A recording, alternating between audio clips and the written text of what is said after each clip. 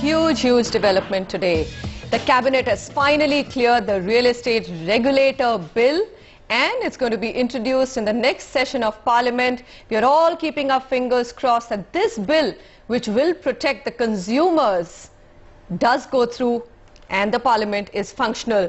You know, in this legal segment that we bring you up next in our expert segment, you'll get a view of how deep the problem runs. We are not saying that all developers are out to actually cheat the customer, but the problems are rampant and they need to be stopped.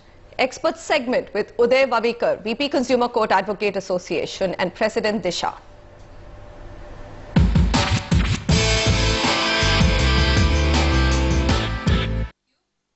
Thanks very much. I'm not sure how you're receiving the news, but we are all actually jubilant here that at least one hurdle has been crossed and the cabinet has approved the real estate regulator bill.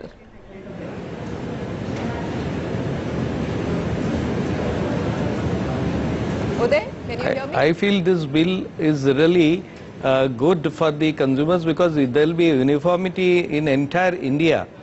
But the point is, there are also individual regulatory bills, like Maharashtra has also got regulatory authority bill, and that uniformity is a must and required, Manisha, and that is basically required, because unless that uniformity is there, there will be contradicting policies between the states, and that is real worry for me. Example, in Maharashtra, conveyance will be given within the 6 months if the conveyance is not given, but only building and the land below and not the entire appurtenant land is one of the burning issue.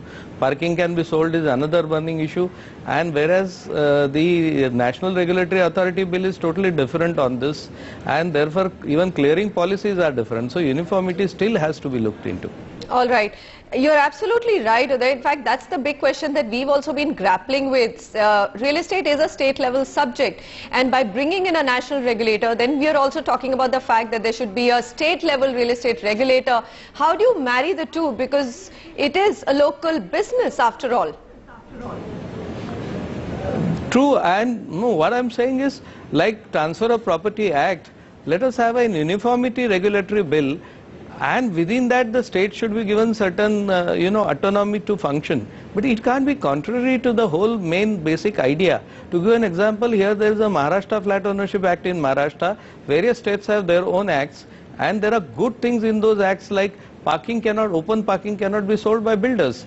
Now Maharashtra has allowed open parking space selling except that of garden and terrace or of road, but he can sell the parking even if the FSI is not utilized, whereas the national regulatory bill is silent on this very important issue.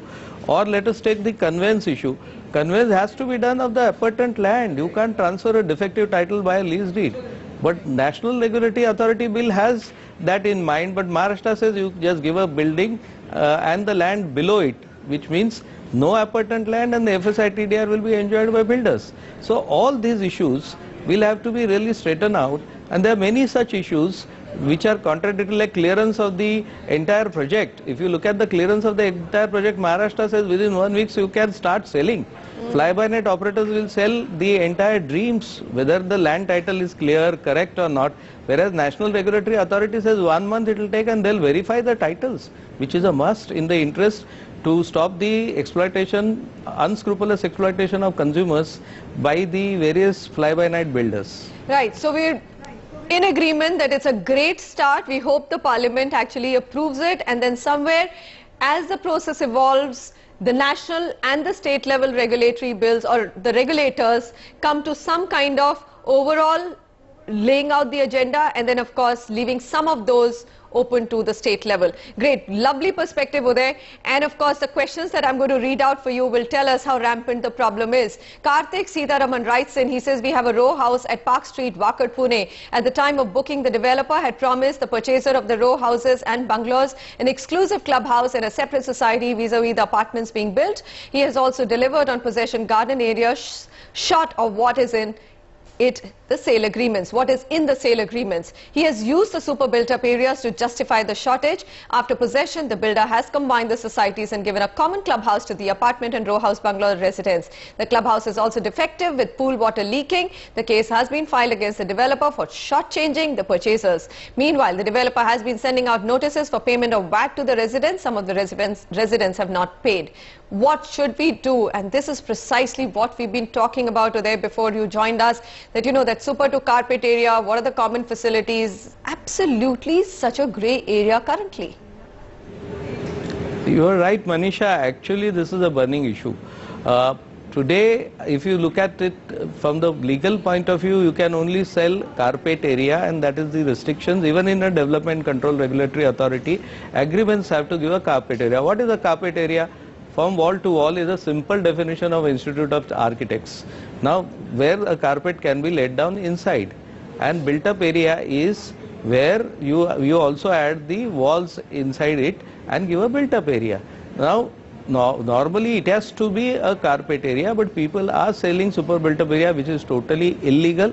Now, in this question, two issues are there. First issue is, what about the amenities? If a builder promises you and does not give the amenities, a heart welcoming things, I can tell this consumers, and this will be a common question, is Consumer Protection Act today is taking a lot of steps on this amenities not given, and it's a very easy act compared to other complicated acts, and you can get much faster judgments comparatively to other litigation. There is no much cost of litigation.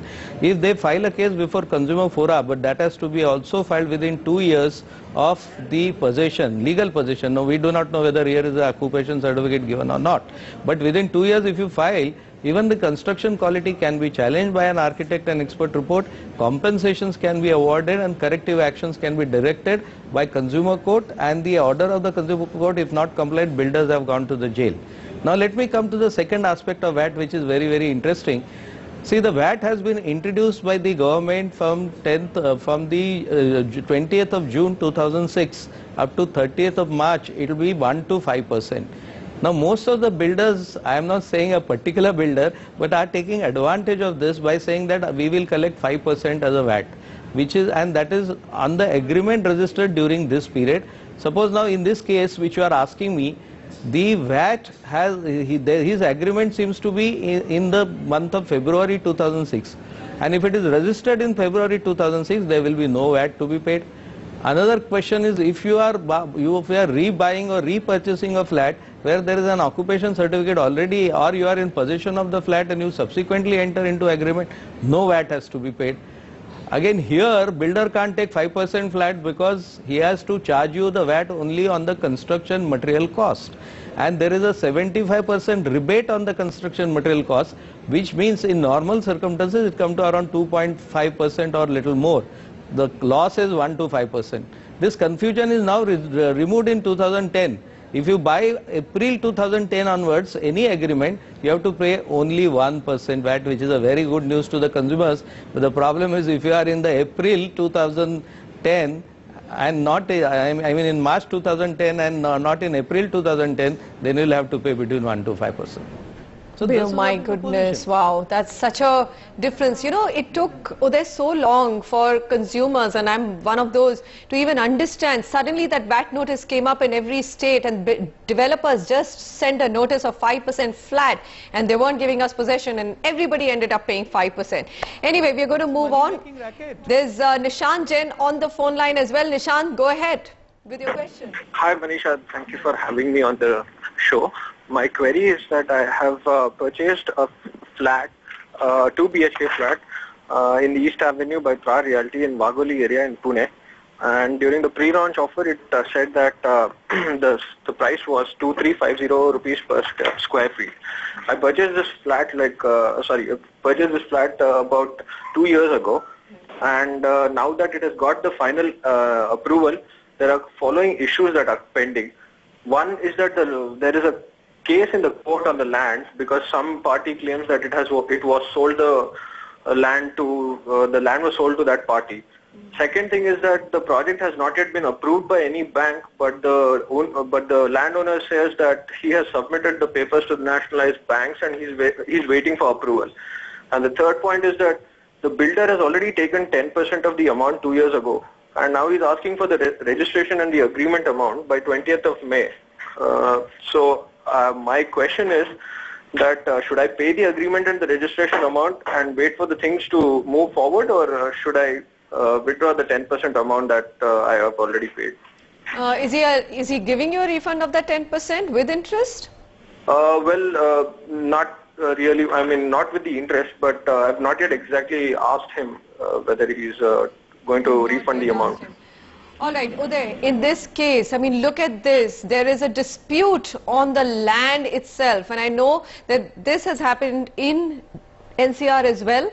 It was a joint development between two parties, landowner and of course the developer. Some tiff happened. All those buyers after 5 years have been told, guess what? We really can't do any development. Go and look at some other project of ours, otherwise take back your money. Meanwhile, prices have gone up hugely. I'm not so sure, but is that what's likely to happen in this one as well with Nishant? Manisha, I will tell you there is a good news to Nishant that Consumer Protection Act today, and with lot of judgments of the consumer courts, he can go to Pune Consumer Court because fortunately he is in Maharashtra. It is the statutory obligation of builder developer to enter and register the agreement the moment you pay 1 rupee also. He has taken 10% and not entered the agreement is the first thing. Now his question is whether he should continue or not is his choice, but if he files a consumer complaint before the consumer court or civil damages, today consumer courts have given proportionate market value as a refund to the people because they have not got the opportunity of buying a flat, or he can even ask an alternative flat in the same locality if said builder has in ready possession. Even those orders are also given. So he can be heavily penalized and he can get his compensation for mental harassment and agony also. So there is a way today. There is a silver line to a common man, as Supreme Court says about Consumer Protection Act, and it is very effective in Pune. Well, we can just hope that more and more people come up front and don't take this just lying low, and a regulator is in place very soon. Uday, it was a pleasure having you. Very crystal clear views on what the consumers can do when they are stacked against a big developer. Thank you very much, and we hope to see more of you on the channel.